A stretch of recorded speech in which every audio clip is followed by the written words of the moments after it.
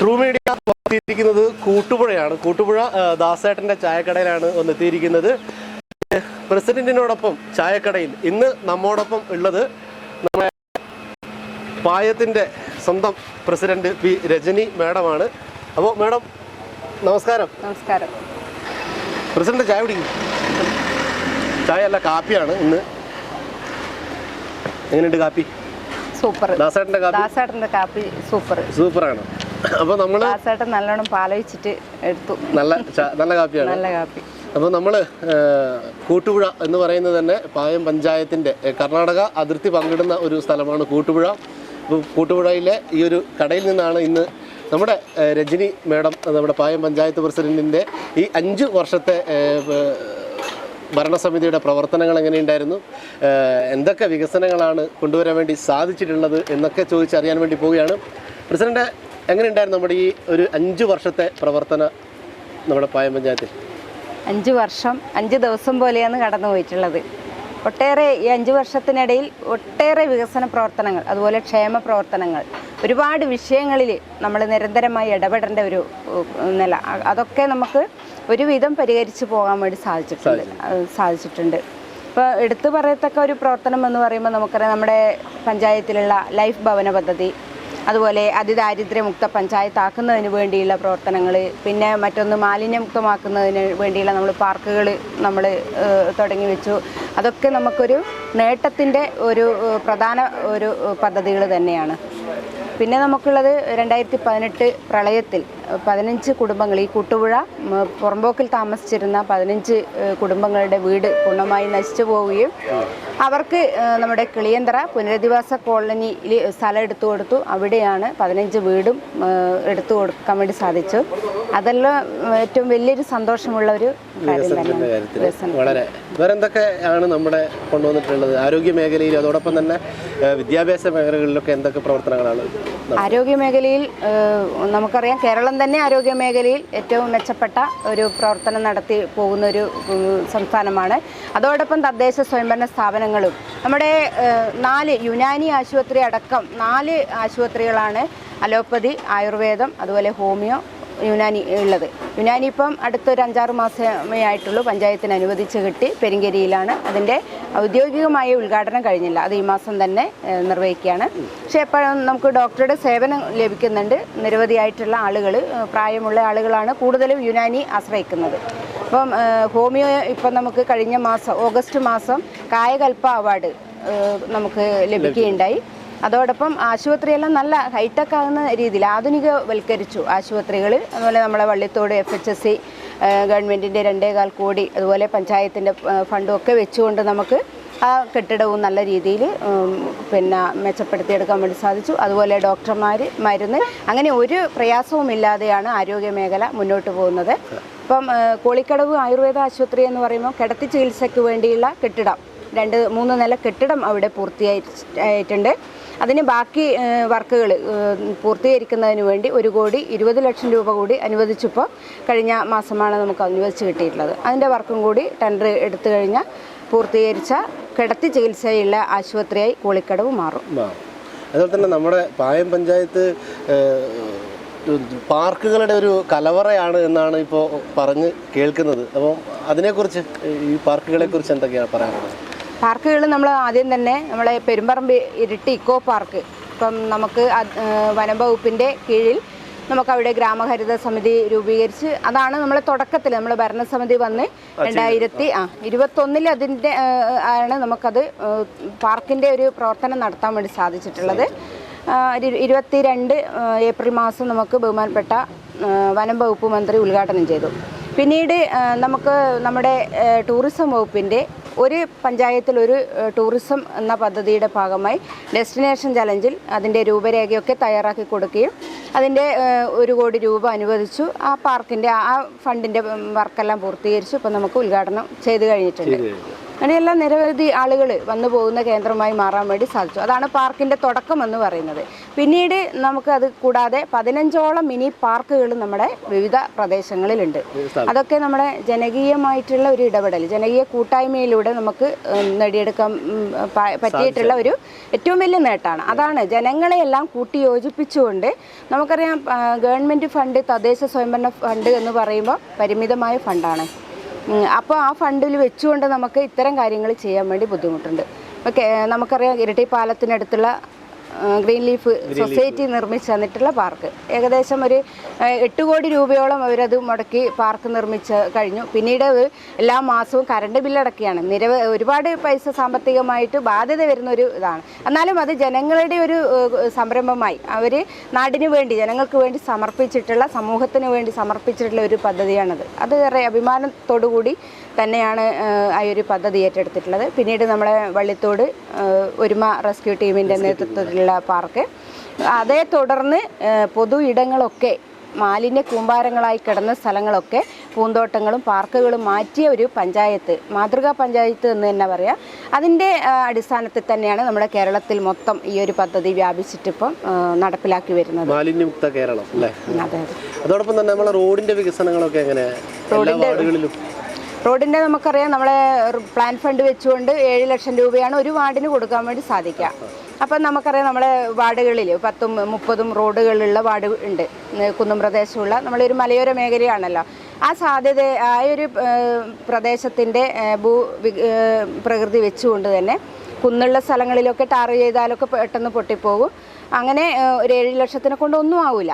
എന്നാലും നമുക്ക് ഉള്ള ഫണ്ട് വെച്ചും അതുപോലെ തൊഴിലുറപ്പ് പദ്ധതിയിൽ ഉൾപ്പെടുത്തിയൊക്കെ ഒരു പരിധിവരെ നമുക്കത് പരിഹരിച്ചു പോകാൻ വേണ്ടി സാധിച്ചിട്ടുണ്ട്. ഈ ഒരു വർഷം നമുക്ക് ഒരു വാർഡിന് 23 ലക്ഷം രൂപ അനുവദിച്ച് കിട്ടി. ആ 23 ലക്ഷം വെച്ച് തൊഴിലുറപ്പിൻ്റെ റോഡും കൂടി ചെയ്യുമ്പോൾ ഒരു മാർച്ചിനുള്ളിൽ നമുക്ക് നമ്മുടെ പൊട്ടിപ്പൊളിഞ്ഞ റോഡുകളെല്ലാം ഗതാഗത യോഗ്യമാക്കുന്നതിന് വേണ്ടി സാധിക്കും. കൂടുതൽ റോഡ് ഇപ്രാവശ്യം പോയിട്ടുള്ളത് ജലജീവൻ മിഷൻ പദ്ധതിയുടെ ഭാഗമായി പൈപ്പ് ലൈന് വലിച്ചതിൻ്റെ ഭാഗമായാണ് കുറേ റോഡുകൾ അങ്ങനെ പോയിട്ടുള്ളത്. എന്തായാലും അത് കമ്മീഷൻ ചെയ്യുന്നതോടുകൂടി അത് കരാറിൽ ജലജീവൻ മിഷൻ കരാറുകാരാണ് പദ്ധതി അത് പിന്നീട് മെയിൻറ്റെയിൻ ചെയ്ത് തരേണ്ടത്. അപ്പം അങ്ങനെയും കുറേ റോഡുകൾ നമുക്ക് പൂർത്തീകരിക്കാൻ സാധിക്കും. കുടിവെള്ളവുമായി ബന്ധപ്പെട്ട് ഒരുപാട് പ്രവർത്തനങ്ങൾ സംഘടിപ്പിച്ചിട്ടുണ്ട്. എന്തൊക്കെ പ്രവർത്തനങ്ങളാണ്? കുടിവെള്ളം പ്രധാനമായും നമുക്കറിയാം മണ്ണ് ജല സംരക്ഷണ പ്രവർത്തനത്തിൻ്റെ ഭാഗമായി തൊഴിലുറപ്പ് പദ്ധതിയിൽ ഉൾപ്പെടുത്തി, കൂടാതെ നീർത്തടാധിഷ്ഠിത പദ്ധതിയിൽ ഉൾപ്പെടുത്തി തോടുകൾ, നീർച്ചാലുകൾ വീണ്ടെടുത്തു, അതുപോലെ കുളങ്ങൾ നിർമ്മിച്ചു. അങ്ങനെ കിണർ റീചാർജ് ഉൾപ്പെടെ ചെയ്തുകൊണ്ട് നമുക്ക് ഭൂഗർഭജലത്തിൻ്റെ അളവ് വർദ്ധിപ്പിക്കാൻ വേണ്ടി സാധിച്ചിട്ടുണ്ട്. അതേപോലെ കുടിവെള്ള പദ്ധതി എന്ന് പറയുന്നത് ഈ നഗർ പോലെയുള്ള സ്ഥലങ്ങളിൽ കുടിവെള്ള പദ്ധതി ആവശ്യമുള്ള സ്ഥലങ്ങളിലെല്ലാം പഞ്ചായത്ത് പദ്ധതി വെച്ചുകൊണ്ട് തന്നെ കിണർ കുഴിച്ചു, വീടുകളിലെല്ലാം പൈപ്പ് ലൈൻ വഴി വെള്ളം എത്തിക്കാൻ വേണ്ടി സാധിച്ചു. ഈ ജലജീവൻ മിഷനും കൂടി വരുന്നതോടുകൂടി നമുക്ക് എല്ലാ പ്രദേശങ്ങളിലും കുടിവെള്ളം എത്തും. ഇപ്പം കുടിവെള്ളത്തിന് വലിയ ക്ഷാമമില്ലാത്തൊരു പഞ്ചായത്താണ്. ഈ ഒരു വർഷം നമുക്ക് അങ്ങനെ വെള്ളത്തിന് ക്ഷാമം ഉണ്ടായില്ല. പക്ഷേ മോട്ടർ കംപ്ലൈൻ്റായി അങ്ങനെ 1-2 സ്ഥലത്ത് വെള്ളം കൊടുക്കേണ്ടി വന്നിട്ടുണ്ട്. അല്ലാത്തൊരു വെള്ളം അങ്ങനെ രൂക്ഷമായി നമുക്കറിയാം 10-13 സ്ഥലത്ത് നമ്മൾ വെള്ളം ഇറക്കിക്കൊണ്ടിരുന്ന സ്ഥലം ഈ ഒരു വർഷം നമുക്ക് അങ്ങനെ വലിയ ക്ഷാമമില്ലാതെ പോകാൻ വേണ്ടി സാധിച്ചിട്ടുണ്ട്. അതുപോലെ തന്നെ നമ്മുടെ മലയോര മേഖലയാണ്. മലയോര മേഖല എന്ന് പറഞ്ഞാൽ കാർഷിക മേഖലയാണ്. കാർഷിക മേഖലയെ ആശ്രയിച്ച് താമസിക്കുന്ന, ജീവിക്കുന്ന കുടുംബങ്ങളാണുള്ളത്. അപ്പോൾ കാർഷിക മേഖലയ്ക്ക് നമ്മുടെ പഞ്ചായത്തിൻ്റെ ഭാഗത്തു നിന്ന് എന്തൊക്കെ പുതിയ ഇത് ചെയ്ത് കൊടുക്കാൻ വേണ്ടി സാധിച്ചിട്ടുണ്ട് ഈ 5 വർഷത്തിനുള്ളിൽ? കാർഷിക മേഖലയിൽ നമുക്കറിയാം ഒരു വർഷം ഫണ്ടിൻ്റെ 30% ഉൽപ്പാദന മേഖലയ്ക്ക് മാറ്റിവെക്കണം. അത് കൃഷിയും അതുപോലെ മത്സ്യ സമ്പത്ത് വർദ്ധിപ്പിക്കുന്നതിന്, അതുപോലെ പാലുൽപാദനത്തിന്, അങ്ങനെയൊക്കെ ആ ഒരു മേഖലയിൽ മാറ്റി വെച്ചുകൊണ്ടാണ് ബാക്കിയുള്ള പ്രവർത്തനങ്ങൾക്കുള്ള ഫണ്ട് ഉണ്ടാവുക. അപ്പോൾ ഈ കൃഷിക്ക് നമുക്കറിയാം ഈ പാടശേഖര സമിതിക്ക് നെൽകൃഷി വ്യാപിപ്പിക്കുന്നതിൻ്റെ ഭാഗമായി ഈ ഒരു വർഷം നമ്മൾ ഏറ്റെടുത്തിട്ടുള്ള പദ്ധതി എന്ന് പറയുന്നത് സ്വർണം വിളയും പാടം തരിശായി കിടക്കുന്ന വയലുകളെ കൃഷി അനുയോജ്യമാക്കുക. അതിപ്പോൾ നമ്മളെ കോണ്ടമ്പ്ര അവിടെയുള്ള ആളുകളൊക്കെ ഏറ്റെടുത്ത് അങ്ങനെ കൃഷി ഇപ്പം 8 ഏക്കർ സ്ഥലത്തോളം നെൽകൃഷി ചെയ്തു. കൂടാതെ നമുക്കറിയാം കവുങ്ങ് ഗ്രാമം പദ്ധതി, തെങ്ങ് ഗ്രാമം പദ്ധതി, അതുപോലെ കുരുമുളക് ഗ്രാമം, അങ്ങനെയൊക്കെ കൊടുത്തുകൊണ്ട് ഓരോ വർഷവും ഫണ്ട് മാറ്റിവെച്ചുകൊണ്ട്, അതുപോലെ കശുമാവ്, പിന്നെ കൂടാതെ പച്ചക്കറി കൃഷി, ഇതൊക്കെ പദ്ധതി വെച്ചുകൊണ്ട് തന്നെ ആളുകൾക്ക് അതിൻ്റെ സഹായങ്ങൾ എത്തിച്ചു കൊടുക്കാൻ വേണ്ടി സാധിച്ചിട്ടുണ്ട്. അതിന് തൊഴിലുറപ്പ് പദ്ധതി ഏറ്റവും നല്ല ഗുണകരമാണ്. അതിൻ്റെ നിലം ഒരുക്കി കൊടുക്കുന്നത് തൊഴിലുറപ്പ് പദ്ധതിയും കൂടി ഉൾപ്പെടുത്തി ചെയ്യാൻ വേണ്ടി സാധിക്കുന്നുണ്ട്. കാപ്പി തണുത്തു പോകുന്നു, കാപ്പിയൊക്കെ ഒരു ഗ്ലാസ് കുടിച്ചിട്ടാകാം ഇനി അടുത്ത്. ചേട്ടി, നമ്മൾ വിശേഷങ്ങളൊക്കെ ചോദിച്ചറിഞ്ഞതിന് ശേഷം മതി ദാസേട്ടാ, ഇനിയും ഒരുപാട് കാര്യങ്ങൾ ചോദിച്ചറിയാനുണ്ട്.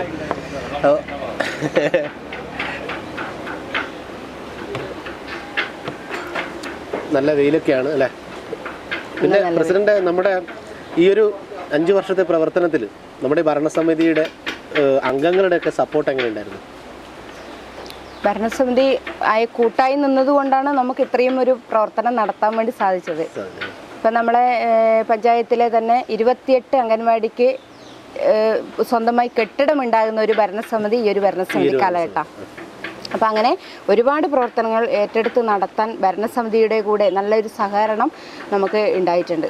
എല്ലാ പ്രവർത്തനങ്ങളിലും തോളോട് തോൾ ചേർന്നുകൊണ്ട് നമുക്ക് പ്രവർത്തിക്കാൻ വേണ്ടി സാധിച്ചു. അതോടൊപ്പം തന്നെ നമ്മുടെ ഈ പ്രസിഡന്റിന് ഒരു നമ്മുടെ ആഗസ്റ്റ് 15 അല്ലേ, ആഗസ്റ്റ് 15-ന് ആ സ്വാതന്ത്ര്യദിന പരേഡിൽ പങ്കെടുക്കാൻ ഒരു അവസരം കിട്ടി. അതിനെക്കുറിച്ച് 2024 ഓഗസ്റ്റ് 15-നാണ് ഡൽഹിയിൽ വെച്ച് നടക്കുന്ന സ്വാതന്ത്ര്യ ദിനാഘോഷത്തിൽ പങ്കെടുക്കുന്നതിനും ആദരവ് ഏറ്റുവാങ്ങുന്നതിനും വേണ്ടി ക്ഷണം കിട്ടുകയും, അത് കേരളത്തിൽ തന്നെ അന്ന് 2 പഞ്ചായത്ത് പ്രസിഡന്റുമാരാണ് ഉണ്ടായിട്ടുള്ളത്. ഞാനും പാലക്കാടുള്ള ഒരു പഞ്ചായത്ത് പ്രസിഡന്റും, 2 പേരും പോയി. നല്ല സന്തോഷം. എല്ലാവരുടെയും ഒരു നല്ല നമ്മൾ ചെയ്യുന്ന പ്രവർത്തനങ്ങൾക്കുള്ള ഒരു അംഗീകാരമാണ് നമുക്ക് ലഭിച്ചിട്ടുള്ളത്. ഏകദേശം 5 വർഷത്തിനുള്ളിൽ ഒരുപാട് അവാർഡുകൾ പ്രസിഡന്റിനെ തേടി എത്തിയിട്ടുണ്ട്. എടുത്തു പറയാൻ പറ്റിയ അവാർഡുകൾ ഏതൊക്കെയാണ്? ഇപ്പം ഏകദേശം ഒരു 35ഓളം അവാർഡുകൾ നമുക്ക് ഈ ഒരു 5 വർഷം കൊണ്ട് കിട്ടിയിട്ടുണ്ട്. എടുത്തു പറയത്തക്ക ഒന്ന് കിട്ടിയത് തന്നെ ഈ ഡൽഹിയിൽ പങ്കെടുത്ത ഒരു പരിപാടി. പിന്നെ അതിൻ്റെ ഭാഗമായി തന്നെ നമുക്ക് നമ്മുടെ പ്രവർത്തനങ്ങൾ അവതരിപ്പിക്കാൻ, അല്ലെങ്കിൽ അത് പ്രസൻറ്റേഷൻ ചെയ്യാൻ വേണ്ടി കാശ്മീർ, ഡൽഹി പോലെയുള്ള സ്ഥലങ്ങളിലുള്ള ക്ഷണം കിട്ടി. അതൊക്കെ നമ്മുടെ പഞ്ചായത്തിൽ നടത്തിയിട്ടുള്ള വികസന പ്രവർത്തനങ്ങൾ, മാലിന്യമുക്തത്തിൻ്റെ ഭാഗമായുള്ള പ്രവർത്തനങ്ങളൊക്കെ അവതരിപ്പിക്കുന്നതിന് വേണ്ടി നമ്മുടെ അത്തരത്തിലുള്ള സ്ഥലങ്ങളിലൊക്കെ പോകാൻ സാധിച്ചിട്ടുണ്ട്. പിന്നെയുള്ളത് നമ്മുടെ മാലിന്യമുക്ത നവകേരളവുമായി ബന്ധപ്പെട്ടിട്ടുള്ള അവാർഡുകൾ ജില്ലയിൽ, ബ്ലോക്കിലും ജില്ലയിലും സംസ്ഥാനത്തും എടുക്കാൻ വേണ്ടി സാധിച്ചു. ബാലസൗഹൃദത്തിനുള്ള അവാർഡ് ദേശീയ തലത്തിൽ നമുക്കതിൻ്റെ അവാർഡ് നേടിയെടുക്കാൻ വേണ്ടി സാധിച്ചിട്ടുണ്ട്.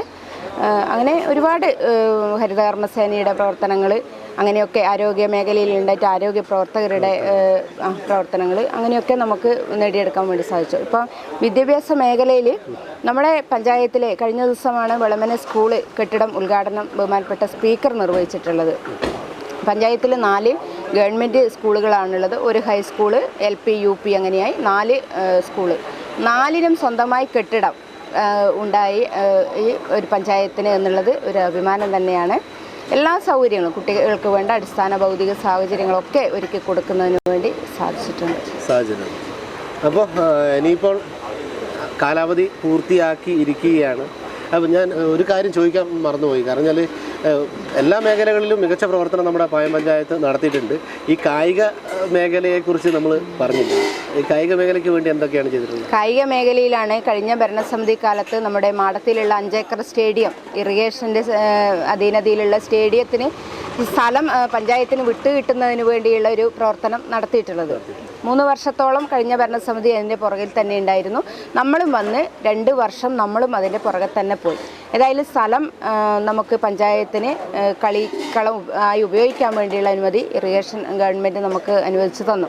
അതിൻ്റെ ഭാഗമായി തന്നെ ഇപ്പം 1 കോടി രൂപ കായിക വകുപ്പിൻ്റെ ഒരു പഞ്ചായത്തിൽ ഒരു കളിക്കളം പദ്ധതിയിൽ ഉൾപ്പെടുത്തി 1,50 ലക്ഷം ഇത് കായിക വകുപ്പും 30 ലക്ഷം ജില്ലാ പഞ്ചായത്തും 20 ലക്ഷം പായം പഞ്ചായത്തും കൂടി പൈസ വകയിരുത്തി ഈ ഒരു വർഷം അതിൻ്റെ നിർമ്മാണ പ്രവൃത്തി ഈ ഒരു അടുത്ത ആഴ്ച തന്നെ നമ്മളത് നിർവഹിക്കാൻ വേണ്ടി പോവുകയാണ്. പിന്നീട് കായിക വകുപ്പാണ് നിർമ്മാണം പൂർത്തിയാക്കുന്നത് തുടങ്ങുന്നത്. അപ്പോൾ അതിനോടുകൂടി തന്നെ എന്തായാലും മാർച്ചോടുകൂടി പദ്ധതി പൂർത്തീകരിക്കും. കായിക മേഖലയാണ് നമുക്കറിയാം. നമ്മളിപ്പോൾ നമ്മുടെ സമൂഹത്തിലല്ലേ വർദ്ധിച്ചു വരുന്ന ലഹരി പോലെയുള്ള വസ്തുക്കൾ ഉപയോഗവും കൂടുതൽ, അതുപോലെ അതിന് ആളുകളുടെ എണ്ണവും കൂടുതലായി വരുന്നുണ്ട്. അപ്പോൾ അതിന് ഇങ്ങനെയുള്ള കായിക മേഖലയിൽ ഒരു പ്രാധാന്യം കൊടുക്കാൻ നമുക്ക് നമ്മുടെ യുവാക്കളെയെല്ലാം ആ ഒരു മേഖലയിൽ തിരിച്ചു കൊണ്ടുവന്ന് അതിനുള്ള പരിശീലനമൊക്കെ പഞ്ചായത്തിൻ്റെ നേതൃത്വത്തിൽ കൊടുക്കാൻ വേണ്ടി സാധിക്കും. ഇപ്പോൾ ആ ലഹരിക്കെതിരെയുള്ള പോരാട്ടം എന്നെല്ലാം പറയുമ്പോൾ ഒരുപാട് പദ്ധതികൾ വെച്ചുകൊണ്ട് നമ്മൾ ചെയ്യുന്നുണ്ട്. പക്ഷേ കായിക മേഖല നമുക്കൊരു സ്റ്റേഡിയമാണ് ഇല്ലാത്തത്. നമ്മളൊരു മലയോര മേഖലയിലുള്ള ഏറ്റവും വലിയ സ്റ്റേഡിയമാണ് മാടത്തിലുള്ളത്. വരാൻ വേണ്ടി പോകുന്നു അല്ലേ. പിന്നെ നമ്മുടെ ഈ 5 വർഷക്കാലം ഈ പഞ്ചായത്തിലെ ജനങ്ങളുടെ സ്പന്ദനങ്ങൾ തൊട്ടറിഞ്ഞ ആളാണ്. അപ്പോൾ എങ്ങനെ ഉണ്ടായിരുന്നു നമ്മുടെ ഈ ജനങ്ങളുടെയൊക്കെ ഒരു സപ്പോർട്ടും കാര്യങ്ങളൊക്കെ എങ്ങനെ ഉണ്ടായിരുന്നു? ജനങ്ങളെല്ലാം നല്ല സപ്പോർട്ട്, അതായത് എനക്കറിയുന്ന ജനങ്ങളെല്ലാം എന്നെ നല്ല സ്നേഹിക്കുകയും അതുപോലെ എല്ലാ കാര്യത്തിനും നല്ലതാണ് എന്ന് പറഞ്ഞു തരാനും അതുപോലെ തന്നെ പ്രവർത്തിക്കാനും വേണ്ടി സാധിച്ചിട്ടുണ്ട്. ഒരുപാട് ഉപദേശങ്ങളും ഒക്കെ നിർദ്ദേശങ്ങളൊക്കെ കേട്ടുകൊണ്ട് തന്നെയാണ് നമുക്ക് നമ്മളെ സ്വന്തമായുള്ള ഒരു ശരിയാണെന്ന് തോന്നുന്നത് നമ്മളതങ്ങനെ എടുത്തുകൊണ്ടും അങ്ങനെ നല്ല രീതിയിൽ പോകാൻ വേണ്ടി സാധിച്ചിട്ടുണ്ട്. നല്ലൊരു സഹകരണം, നല്ലൊരു സ്നേഹം നമ്മളെ ജനങ്ങളുടെ ഭാഗത്തു നിന്ന് ഉണ്ടായിട്ടുണ്ട്. ഇപ്പോഴും പല ആളുകളും, കുറച്ച് പ്രായമുള്ള ആളുകളെല്ലാം കാണാൻ വേണ്ടി ഓഫീസിൽ വരുന്നൊരു നില. ഇപ്പം ഭയങ്കര സങ്കടമുണ്ട്, ഇത് തീരാൻ പോവുകയാണ്, ഇനി എവിടുന്ന കാണുമെന്നെല്ലാം പറഞ്ഞു. ഞാൻ എന്തായാലും വീട്ടിൽ വരുമെന്നെല്ലാം പറഞ്ഞ് സമാധാനിപ്പിച്ചിട്ടാണ് ഉള്ളത്. അങ്ങനെ കുറേ ബന്ധങ്ങൾ നമുക്ക് കിട്ടി. മത്സരരംഗത്ത് ഇനിയില്ല, പൊതുപ്രവർത്തന രംഗത്ത് പോകാനാണ് ആഗ്രഹിക്കുന്നത്. അപ്പോൾ ഒരുപാട് വിശേഷങ്ങൾ പറഞ്ഞാൽ തീരില്ല. 5 വർഷത്തെ പ്രവർത്തനങ്ങളൊക്കെ പറഞ്ഞാൽ ഒരിക്കലും നമുക്ക് ഒരു ചെറിയൊരു സമയം കൊണ്ട് പറഞ്ഞു തീർക്കാൻ പറ്റില്ല. പക്ഷേ ചുരുങ്ങിയ സമയത്തിനുള്ളിൽ ഈ 5 വർഷം കൊണ്ട് നമ്മുടെ പായം പഞ്ചായത്ത് പ്രസിഡൻറ്റും അതേപോലെ തന്നെ ഭരണസമിതി അംഗങ്ങളൊക്കെ ഈ നാടിന് ചെയ്ത നല്ല വികസന പ്രവർത്തനങ്ങളെക്കുറിച്ചാണ് ഇപ്പോൾ മാഡം പറഞ്ഞിരിക്കുന്നത്. അപ്പോൾ ഇനിയും പൊതുരംഗത്ത് നല്ല രീതിയിൽ പ്രവർത്തിക്കാൻ നമ്മുടെ രജനി മാഡത്തിന് സാധിക്കട്ടെ. എല്ലാവിധ ആശംസകളും ട്രൂ മീഡിയ നേരുകയാണ്. ഇത്രയും നേരം നമ്മോടൊപ്പം ഈ ഒരു സമയം, വലിയ ഒരു സമയം നമുക്ക് വേണ്ടി പങ്കുവച്ചതിനും പ്രത്യേകം നന്ദി അറിയിച്ചുകൊണ്ട് thank you. Okay. True media news ചാനലിലേക്ക് വാർത്തകൾ അറിയിക്കാൻ വിളിക്കുക 9447691771 7593978255 8072751916. ട്രൂ മീഡിയ എന്നും നിങ്ങളോടൊപ്പം.